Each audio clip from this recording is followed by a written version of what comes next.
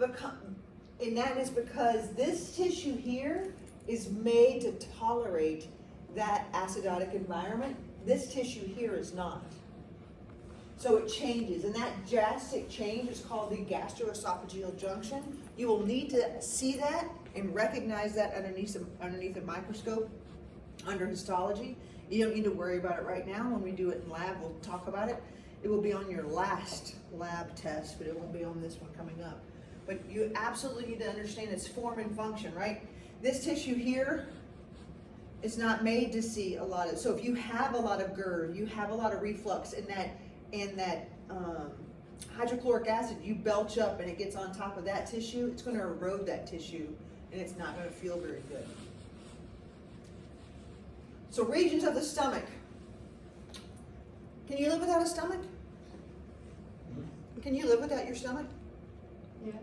You can live without your stomach. You can. There's only one part of the stomach you can live without. It's called the intrinsic factor. I'll talk about that more later on. You can absolutely live without your stomach. When people have a gastric bypass, often they cut the stomach in half, and you get very little stomach left. And if that doesn't work, sometimes they just bypass it all the way to there. So you absolutely can live without a stomach. But we'll talk about all the problems that can happen too. So the cardia, this guy right here, why do you think they call it the cardia? Right under the heart. It's right under the heart, so they call it the cardia. The fundus, any part of the organ that kind of bumps up like that, that's called the fundus. Doesn't mean there's any fun happening there, but they just call it the fundus. Then you have the body of the stomach here, and then you have the tail end here, as right before it goes into the small intestine. This is called the pylorus. This is the antrum, or the entryway to the pylorus. This is the pyloric canal, and this is the pyloric sphincter. This is what manages the chyme before it goes into the small intestine. Now we're going to talk about this more in a minute, but there's 3 different layers of muscle tissue. We talked about this in the alimental canal. There was a circular layer, and there was, what kind of other layer was there?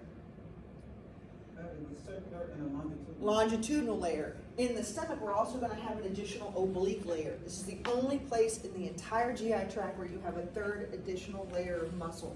If you see a 3rd additional layer of muscle on a model, you know it has to be in the stomach. It has to be.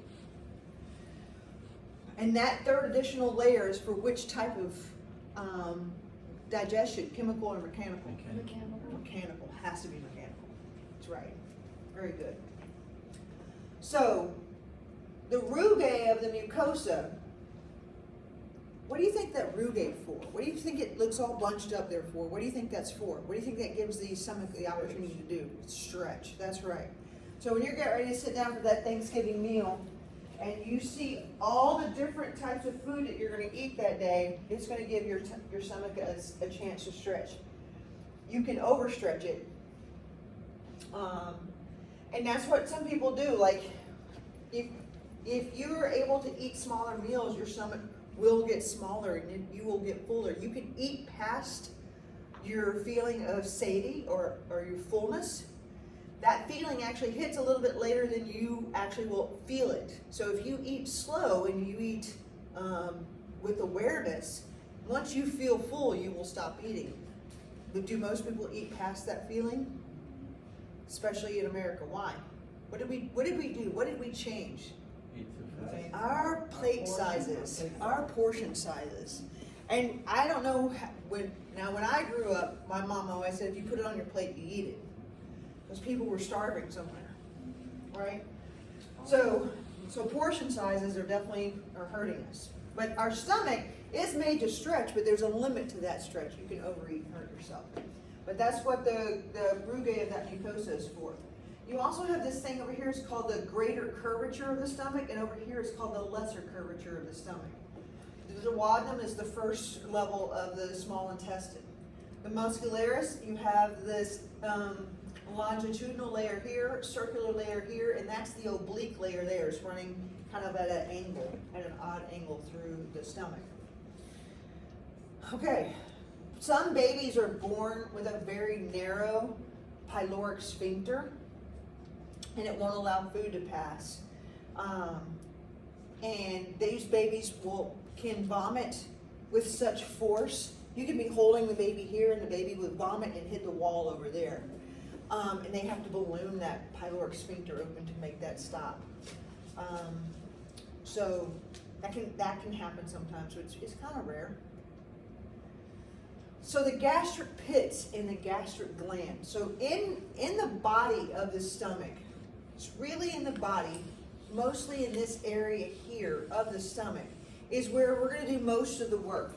In those gastric pits and those gastric glands, we have a lot of cells that are going to be doing a lot of different works. This is where our gastric juices are created. That's where our mucus glands are going to create mucus. That's where our parietal glands are going to create intrinsic factor and hydrochloric acid. That's where our G cells are going to create gastric juice or enzymes or pepsinogen or pepsin.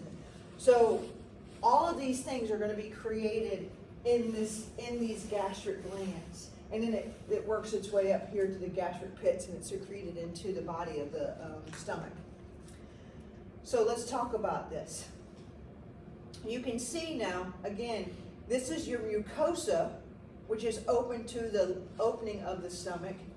The submucosa is underneath that. The muscularis externa, that's where you have all the different layers of the muscle, and then the serosa is on the inside of that stomach layer. So those are the layers of the stomach as they are in the specifics of the stomach layer, because you have three different layers of the stomach with that oblique layer, circular layer, longitudinal layer. In the gastric glands, you have certain cells in those pits. You have parietal cells up here at the top, you have chief cells here, and you have enteroendocrine cells here.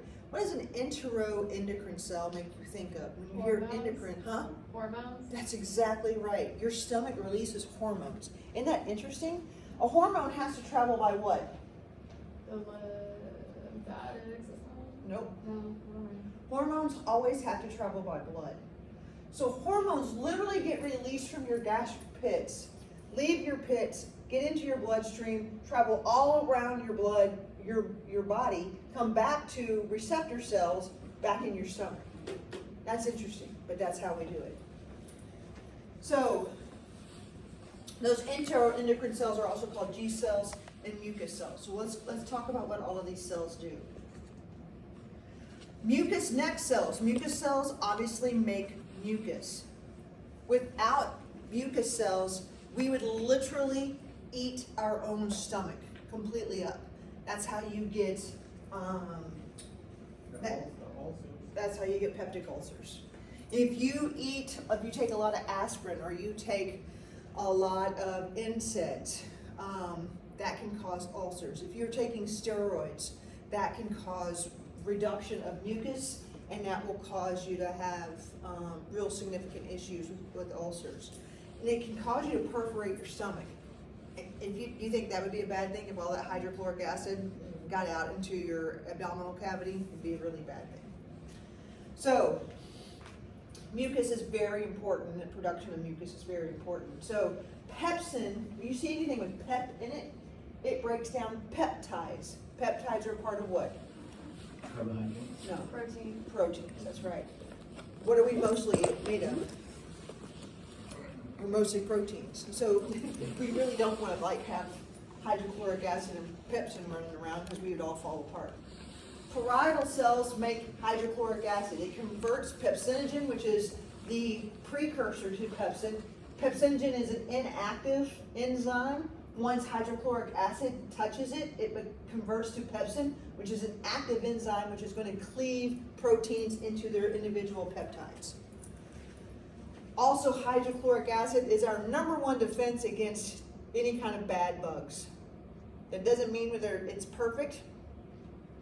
Actually, I think it's one of the reasons why we see so many more GI bugs now. It's because what became over the counter? Anybody know? Those purple pills and all those PPIs and all those things that used to be you had to have a prescription for, they all went over the counter. So a PPI is a proton pump inhibitor. A proton pump inhibitor is proton pump is how you make hydrochloric acid. So all these things are now over the counter, and people take these things like they're candy, right? So I think that's why we have GI bugs now. What Like, are those used for? huh? What are those used for? GERD. Yeah, GERD, heartburn. So, and a lot of reason why people have heartburn is from being overweight. And so instead of losing weight, we take PPIs, and now you get norovirus.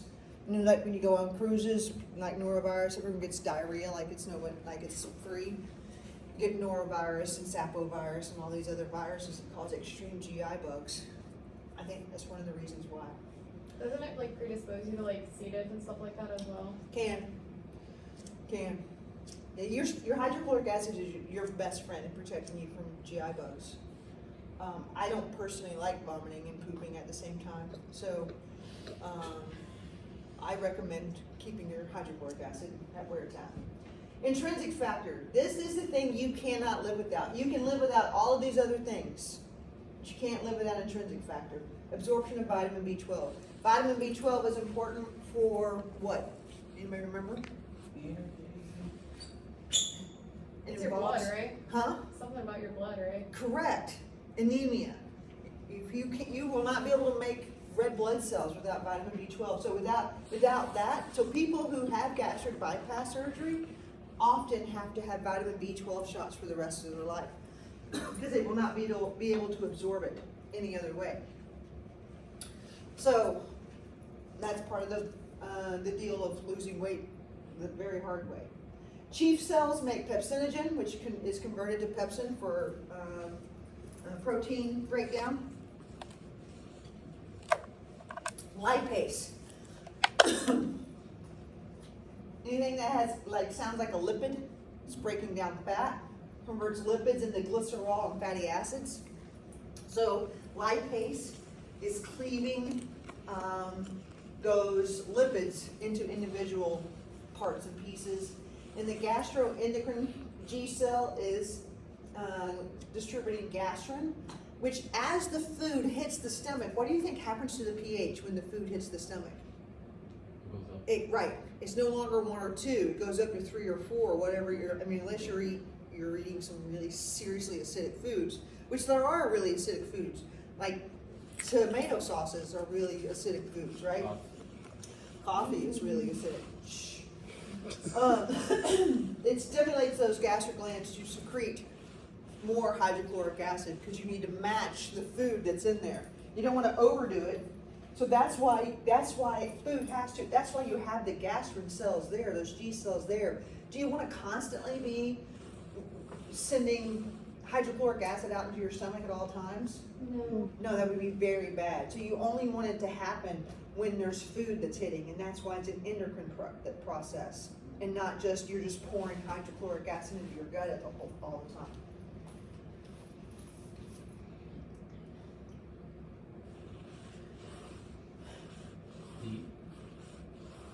C. No. What? Protein. C. Yeah, definitely C.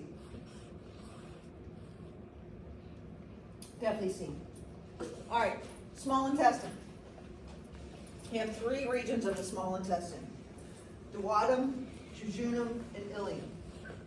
The duodenum is coming right out of as the small intestine leaves the stomach. That's your first stretch of the small intestine is the duodenum. The goal of the duodenum is to immediately convert that highly acidic chyme and meet it with some bicarb to nullify that acidity, and to start sending other juices in there, an enzyme to start absorbing all of those, to finish breaking down those nutrients and getting them into their most basic building blocks, and then to start the absorption process. Most of the absorption is going to happen in the duodenum and the jejunum. By the time it hits the ileum, most of everything that we've wanted to get out of it has been pulled out. Right, by the time it gets to the end of the ileum, all that's left is waste matter, and then it's going to get into the large intestine. Yes. Enzymes like lactase, saccharase. that break like down sugars? Are Yeah, they in the like stomach? for your glucoses, for your starches, for all the other enzymes are gonna be available in that duodenum, and it's gonna come from your pancreas, and we'll talk about that. So, you have 3 different structures that increase the surface area. Why are you increasing the surface area? Absorption. Exactly, exactly. If you took a straight line, that's the limit of what you were able to absorb. If you take that same straight line and you shoved it together, and then I would be able to take maybe 100 of these lines. If I scrunch them up like that, now I've increased that surface area 100-fold.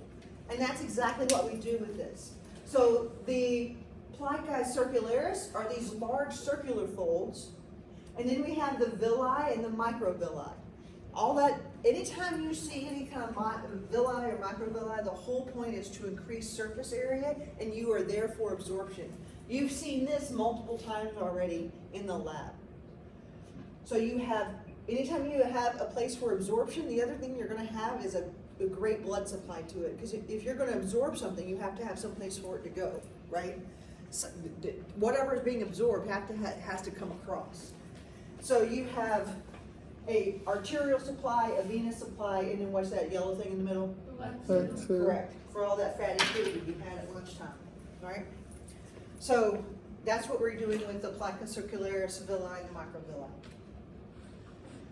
So in this microvilli, or in these areas with a high absorptive area, you also have to have things that protect, especially early on. You have to have, this is what I was saying about the duodenum, you have to protect from that highly acidic chyme that's coming through. So that's why that pyloric sphincter only allows a certain amount of chyme through at a time. So when you get your stomach so full and it like pops out, you look like you might be a little bit pregnant, but it's just a food baby. It has to take its time to let food out, because if it overwhelmed it, you would have acid pouring through your small intestine, and that would be very bad. So it lets out like just a little bit of chyme at a time, and now you have these Brunner's glands that secrete alkaline mucosa that initially starts to offset that low pH. And then your pancreas is going to release even more bicarbonate juice to change that pH into something that's more doable for the rest of its ride down your intestines. But the Brunner's glands, that is located in your submucosa, and it starts to secrete this very alkalotic mucus. And that's right early on in your duodenum. So here in your intestine, in all of these areas you have in these glands, you have goblet cells. Goblet cells are always going to secrete what? Mucus. Strong work. That's 100% correct. In the brush border, you have enzymes in those brush borders.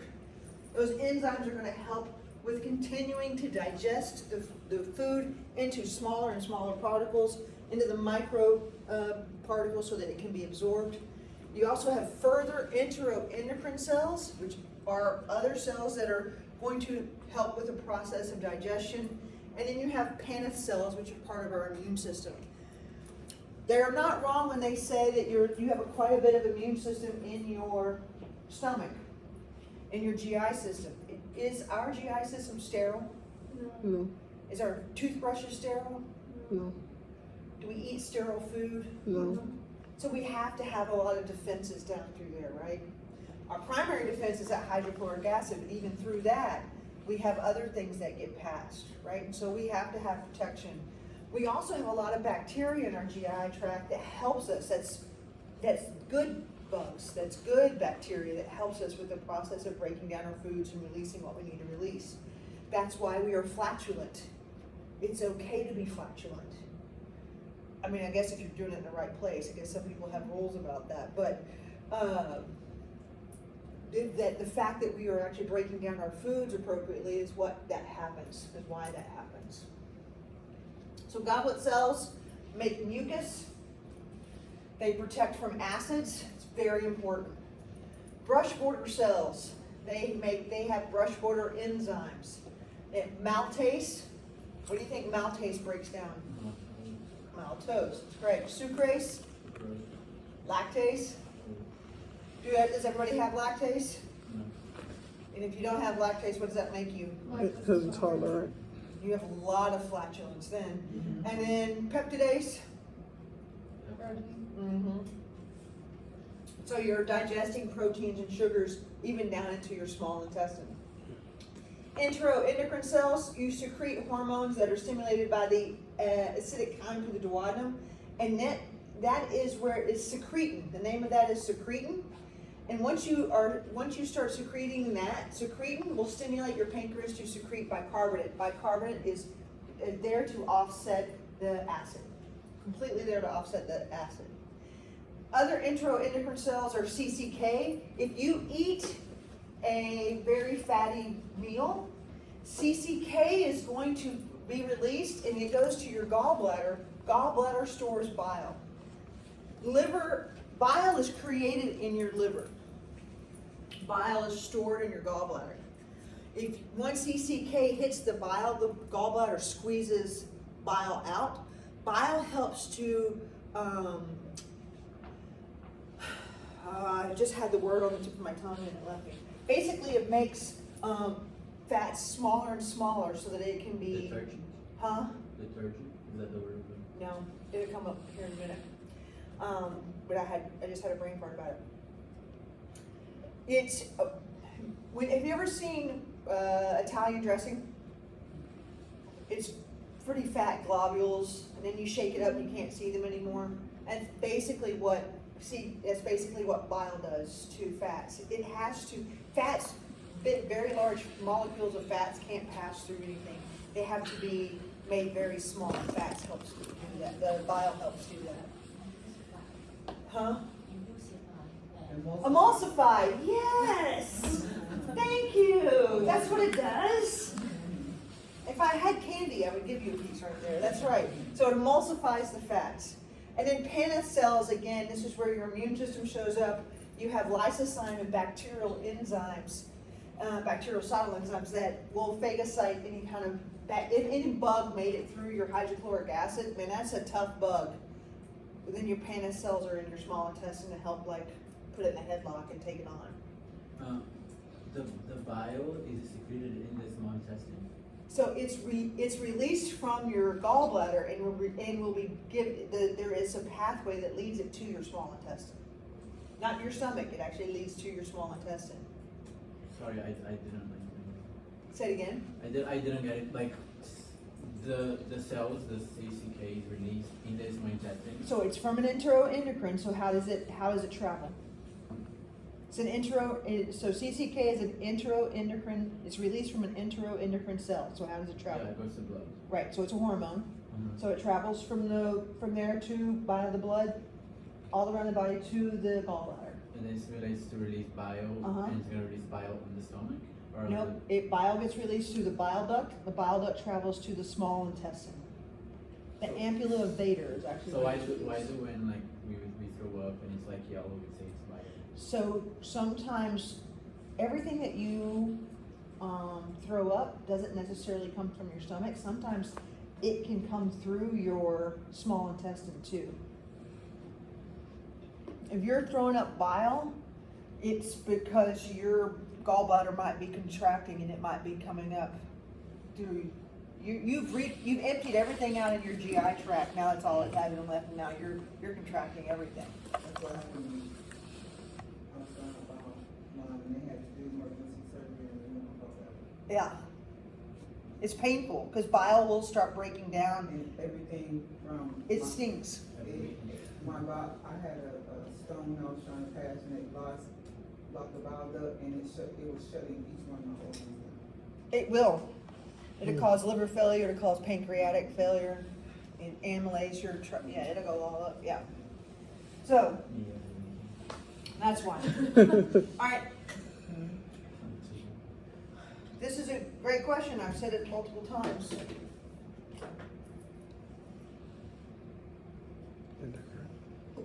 You don't even have to read the whole question, you can just read the bottom. Endocrine. A. Endocrine? Yeah, just A. So exocrine is chemical control through a duct. There's a duct, it's happening right next door. So pancreas has exocrine and endocrine function. Exocrine is when the pancreas releases bicarb, that's an exocrine function of the pancreas. Endocrine function of the pancreas is when the pancreas releases insulin and it goes all around the body. That's a hormone. I really got into that. I even did like the whole thing, but whatever. So, segmentation. We've talked about this multiple times. It might be important. You might need to understand this. Is this what kind of digestion is this? Mechanical. But there's also some chemical going on in this, because you're also absorbing it. So segmentation occurs in the small intestine. You have these. It's a little. You have this separation. You have this churning that happens, and you're separating it. All that. So you start with this big globule. You separate it. You contract. You churn, and then it gets smaller and smaller because you're absorbing through that churning process. Really what I want you to know is segmentation is mechanical. Just remember that. Segmentation is mechanical digestion. But a lot of absorption is happening. Can you absorb that big, huge globule through there? No, it has to be smaller. But but the more it touches the sides, the more you expose it to the sides of those, all of that microvilli and villi, the more it gets absorbed. It has to be able to touch all the sides.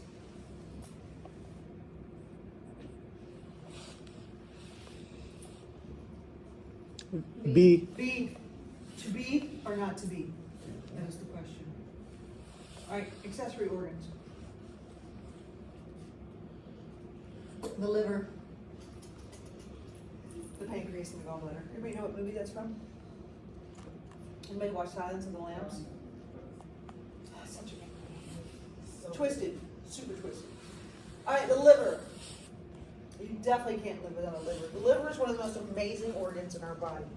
It is involved in so many functions of our body. It's not just involved in our digestion. It's involved in creating clotting factors. It's involved in helping us with our red blood cells. It's involved in, it's such a powerful organ. It can regenerate itself. It's a very powerful organ. So, it's also very big. It's the biggest organ we have. You should not be able to feel it. It's sitting on your right upper quadrant. And it should be hidden nicely behind your rib cage. Is it in the peritoneum? Is it intraperitoneum or retroperitoneum? No, it's intraperitoneum. So you have this big right lobe, you have this left lobe, and you have this little gallbladder that's hanging out right behind it. The gallbladder is actually very small in comparison to the liver. You have this inferior vena cava. The inferior vena cava runs right through it. There's so much blood supply in the liver that the inferior vena cava runs right through it. You also have that portal vein right there. You have hepatic artery vein, or hepatic artery, and then you have bile ducts. And we're going to talk more about that. There's also quite a bit of ligaments that run through the liver too. So let's talk about it more.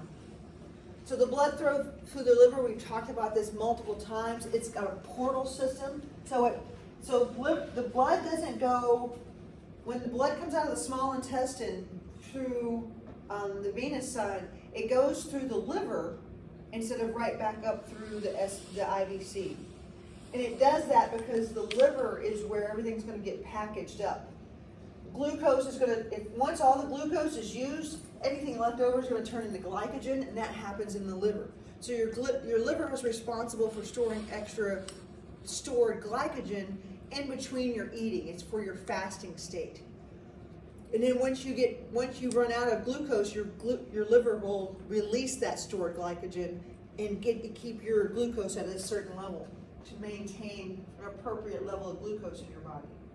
It will also, where your liver makes cholesterol. Is cholesterol always bad? No. No, you have hormones, steroid hormones that is made from cholesterol, including testosterone, progesterone, estrogen. Where do we know those are from? Those are our sex hormones, right? Those are kind of important. Yeah. Why does the fetal circulation bypass the liver? Huh? Why does fetal circulation bypass the liver? Does the baby eat in utero? Is the baby eating in utero? No, but doesn't he also need the hormones, or does it all come from the mother? Oh, everything's coming from mom. So there's no. Everything's coming from mom. So, we bypass, so everything goes, instead of running right up through the IVC, we come through the hepatic portal vein. All that blood comes through the portal vein and it goes out the portal vein into the hepatic vein and back through the vena cava. So if you're a heavy drinker, if you're an alcoholic, as soon as that alcohol leaves your stomach, it gets in the small intestine, where does it go? This is why people end up with cirrhosis of the liver. And this is how people with a significant drinking problem die of a liver problem. Because this is where it goes, right to the liver. And if you've ever seen anybody die from liver failure, it is not pretty. So what generally happens is the liver gets very hard. That's what cirrhosis is, it's hardened. They start getting ascites. Eventually they will get jaundiced. Anybody know what jaundice is? What is jaundice? Yellow. They get Yeah. yellow. It's because their bilirubin gets up. They're no longer able to clear bilirubin. Normally your bilirubin gets cleared by your liver and it gets put out in your stool. But they're no longer to get rid of that, so they turn yellow. Their eyes turn yellow, their palms turn yellow, their mouth, their skin, it's very itchy. The other thing that they will happen to them is they will start having high ammonia levels, and that when they start having high ammonia levels, they'll start losing their mind. Makes you very crazy. And then you'll start bleeding out because you're not able to clot. You lose your clotting factors, and then it's just a horrible way to die. So, you just never know how much of an alcoholic you have to be before you start getting cirrhosis of the liver. So, drink sparingly. That's all I gotta tell you. Or don't drink at all. Or not at all. It's also a good choice. Hepatic artery is a branch of that aorta. It provides all the oxygenated blood of that liver. It's got a huge blood supply to it. It is not uncommon, especially in car accidents, that people get a liver lack. We used to be, there's no way, you just have to let that thing clot off on its own you will be in a very quiet room, dark quiet room, and you have to lay very still if you have a liver lack. Sometimes they have to go in there and stop the bleed themselves, but you can definitely bleed out from a liver lack, that's for sure. The hepatic portal vein collects that nutrient-rich blood from the small intestines, and the hepatic vein drains all of that blood back into the IVC. So the liver is very important. When you have when you redirect blood going back to the heart to bring it through an organ system, you know it's doing the yeoman's work.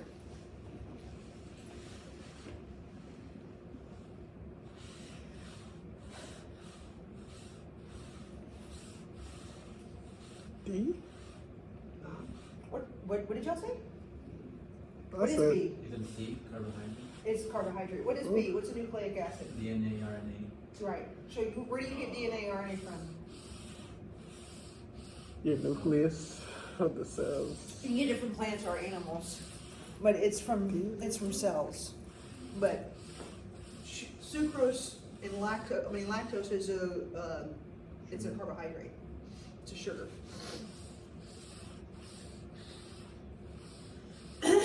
So, one of the things we're going to see especially when we're doing the lab, is one of the ways you know you're in the liver is you're going to see something called a hepatic triad.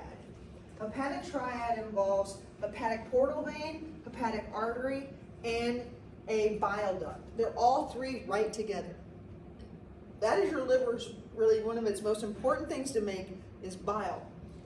It also makes albumin. Like it makes so many things. It's like the all-in-one organ, right?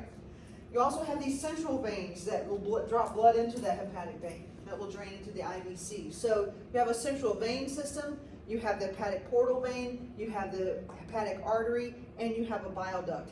And it takes blood to the sinusoids in the liver. This is a liver lobule. You will see this in the lab on many, many different models that we have. But this is what I mean by a portal triad. You see these three things together, you know you're in the liver. This has to be the liver. You see a bile duct, a hepatic portal vein, and a branch of the hepatic artery. Those three things together, you have to be looking at the liver.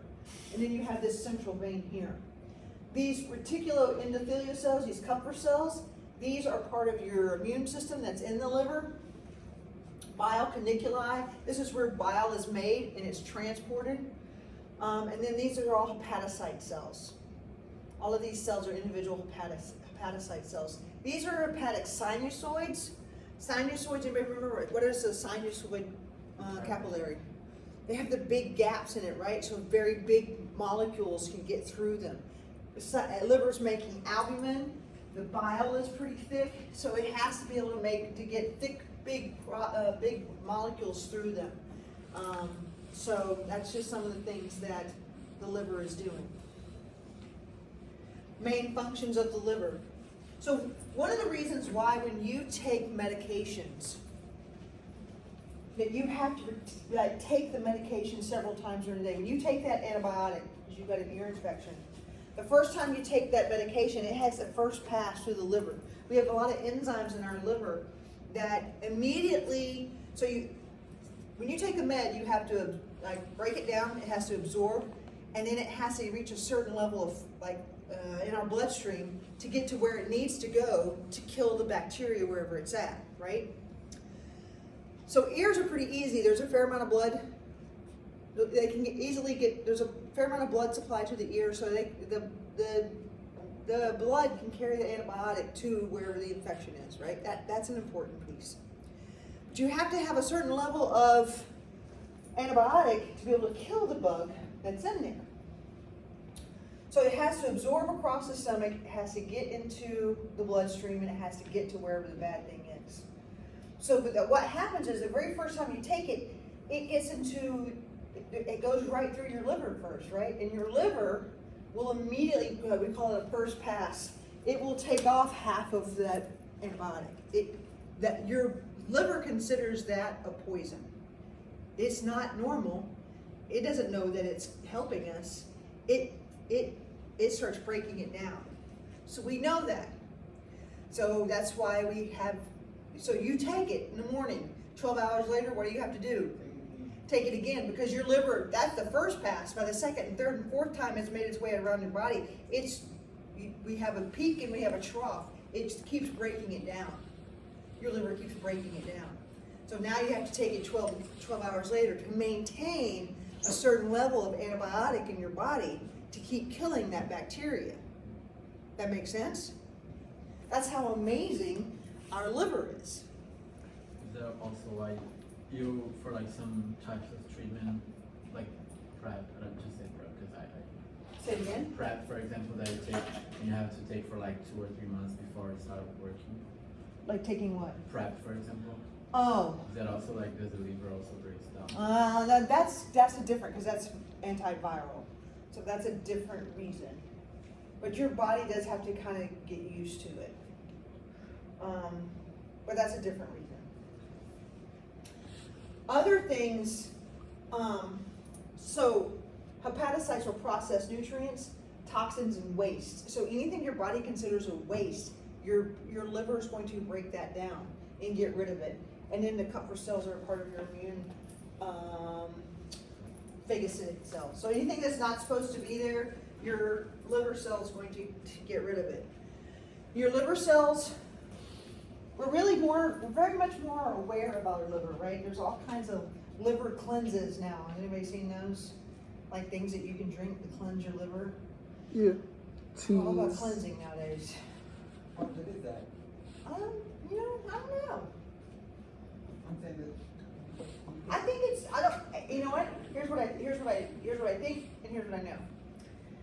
I think that the pharmaceutical companies would like us to believe that none of it works, so you'll keep thinking the pharmaceuticals.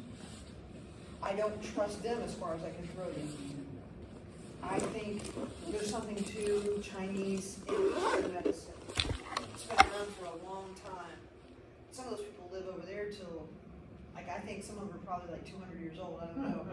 So, do I think there's something to some of that stuff? Heck yeah. My Is, dad, is there science that I can back it up with? Not enough.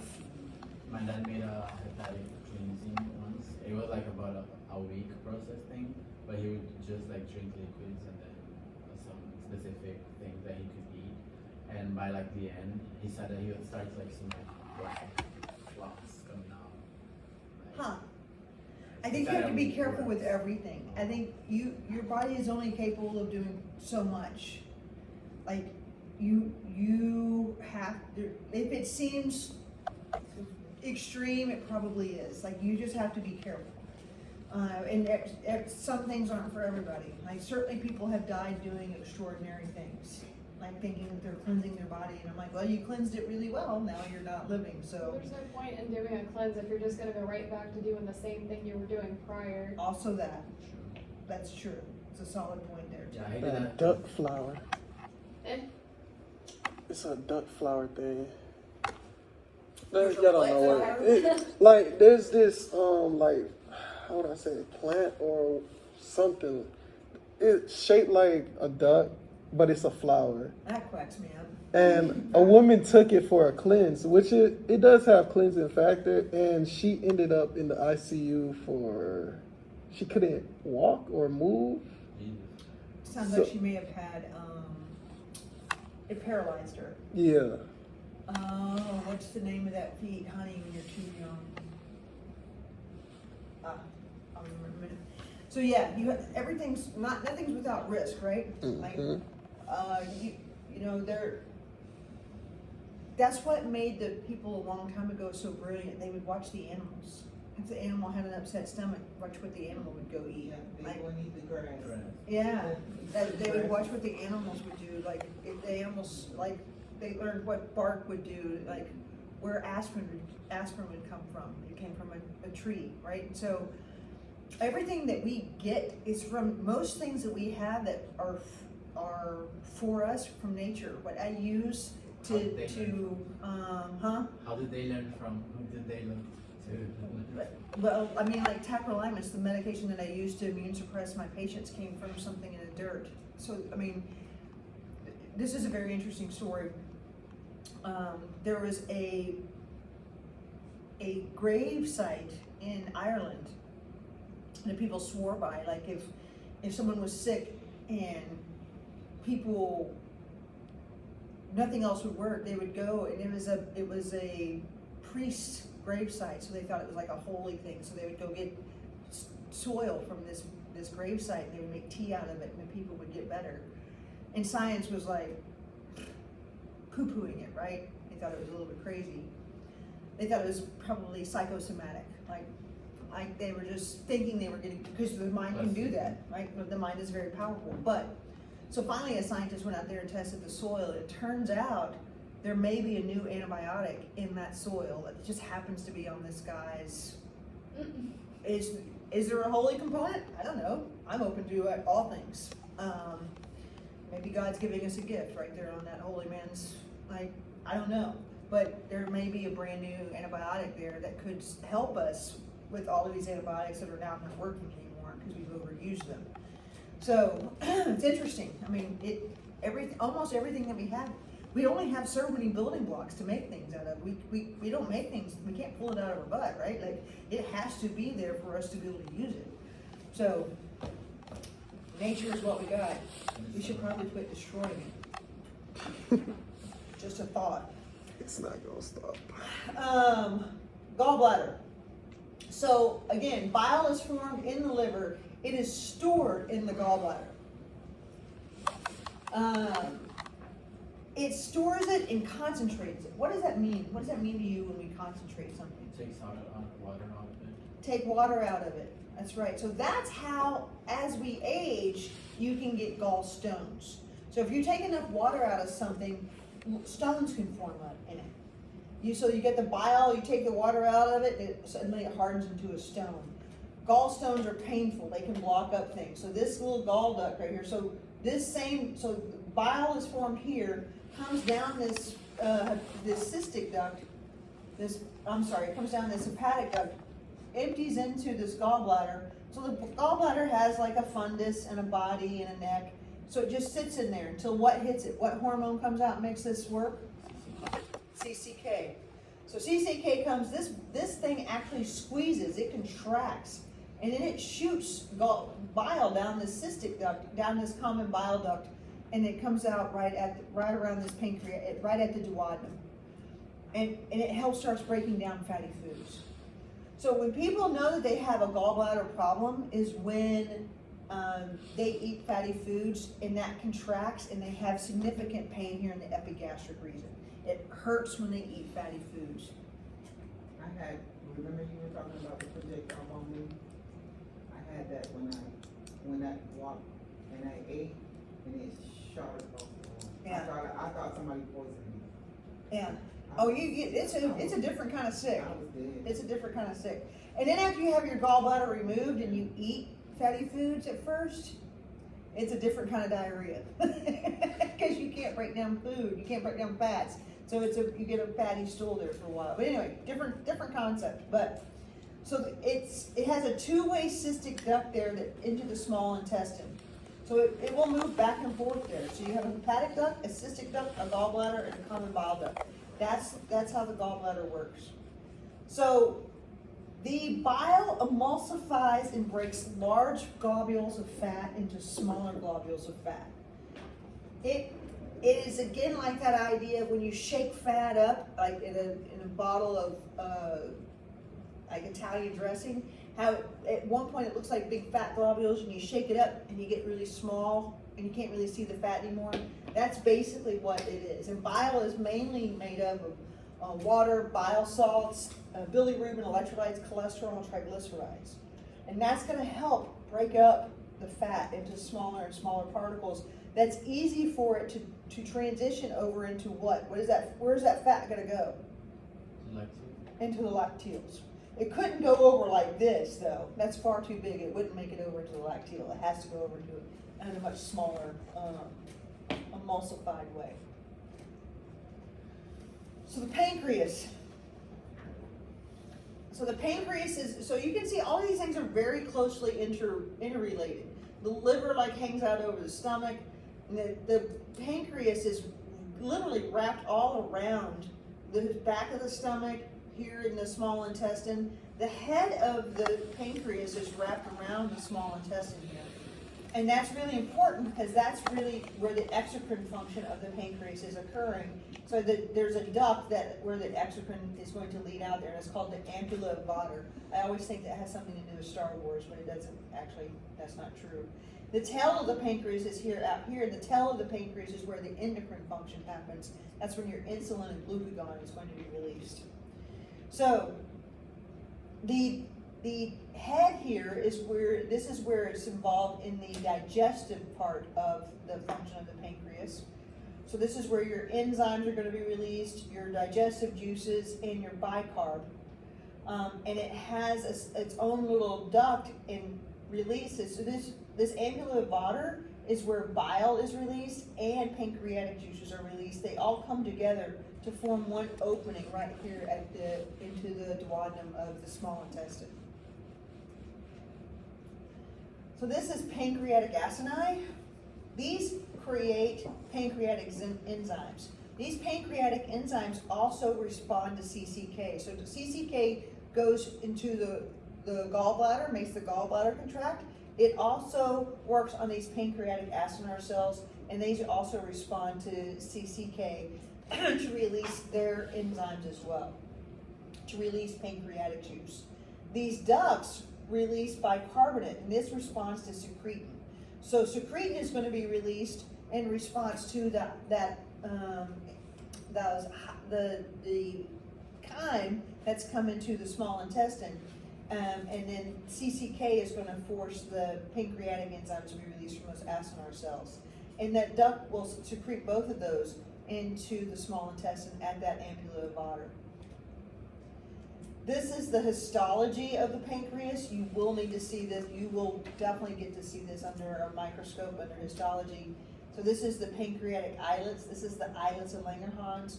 I would recommend looking at this multiple times under many different slides and getting used to it. But again, the exocrine function is the pancreatic juice. The endocrine function is insulin and glucagon. You will definitely have to know that. That is something that you should just get used to and write that down. So your pancreatic juice, amylase is something that's in your pancreatic juice, and that is going to digest starches. Trypsin and chymotrypsin, this is definitely more work on the protein. So proteins start in the stomach, that will continue into the small intestine, and trypsin and chymotrypsin is a powerful protein degenerator. Lipase is where you're going to continue breaking down fats. Nuclease, this is one of the first places where you start seeing nuclease being broken down. Nuclease will start to break down your DNA and your RNA with the into their basic elements there. And bicarbonate is going to neutralize that hydrochloric acid from the stomach. All right, we're getting to the end here, no pun intended. So your large intestine. So at the ileum, which is the end of the small intestine, you will get to this ileocecal valve. The ileocecal valve is right there, and that's the cecum. The cecum is the beginning of the large intestine. The large intestine wraps fully around the small intestine. So the cecum is here. You have the ascending colon. The ascending colon will take a turn up here at the hepatic flexure. Why do you think they call it the hepatic flexure? Could it flex? Huh? Could it flex it? Yeah, but it's under the liver, that's right. Then you have the transverse colon, because it's right across the top of your stomach. If you have stool in there or you have gas in there, it's not uncommon for that to bloat right at the top of your stomach. And then you have the splenic flexure. Why do you think it's the splenic flexure? Right by the Right at the spleen. spleen, that's right. Then you have the descending colon. The sigmoid colon is an S turn, and then you have the rectum, and then you have the anal columns. You have two sphincters. You have an internal and an external sphincter. The internal sphincter, you never have control over. That internal sphincter sends an alert to your spinal column that you have stool in your rectum. The external sphincter, you gain control over as you get potty trained, right? As a baby, you don't have control over this. Hopefully by two or three, you've obtained control. And then the anus. What does the internal sphincter signs? Say it again. What does the internal sphincter signs again? You said that. It sends the first alert that there's stool in your rectal wall. Yeah, and then what happens? And then you get to decide whether or not you're going to eat your rectal wall or not. So, If you hold it too long, you can get constipated. You can get hemorrhoids.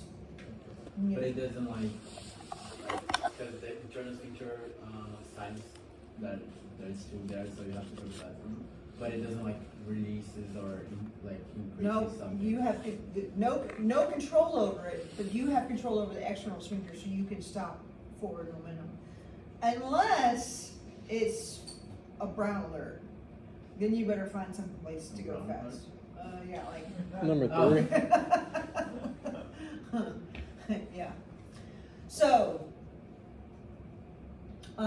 those are your big parts of your large intestine. So what is your large intestine? So these are also the gross anatomy of your, so this is the external aspects of your large intestine. You have this epicaloic appendages. All of this is helping and hostra and your tinea cola. All of this is helping move things along in your large intestine. So you are still having peristaltic action in your large intestine. So if you have a large stool burden, you will still be able to move that along. It will still contract and move that stool burden down in through your large colon. If you're constipated or you're gassy, you will definitely feel that, and it can be quite painful, and absolutely not anything to joke about. So, functions of your large intestine, reabsorption of water and mineral iron such as sodium and chloride. It's a very important part of what your large intestine is for. I told you all earlier that this is a reason how diarrhea is one of the most impressive killers of people worldwide. People who don't have potable water or clean water, they are killed by that because they lose so much water and diarrhea. You can literally die in 24 hours if you have a poor enough health and bad enough diarrhea. Formation and temporary storage of feces until defecation.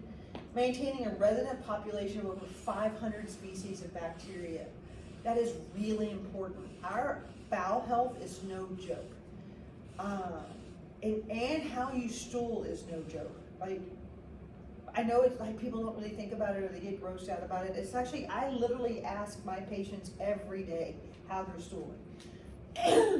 And I make them tell me. It's like they're just used to it now. Like even the teenage boys, they're like, she's gonna ask me. But it's important. So if you have loose stools all the time, there's something wrong. You might need more fiber in your diet. You might need, you might have an issue with, you might have inflammation in your bowel. That's definitely not, there's something wrong. If you're having loose stool all the time, there's something wrong, and inflammation can lead to a problem. People who take, if you've had to take antibiotics, and you've had a broad spectrum antibiotics, what is very common to happen? You take antibiotics. Huh? What did you say?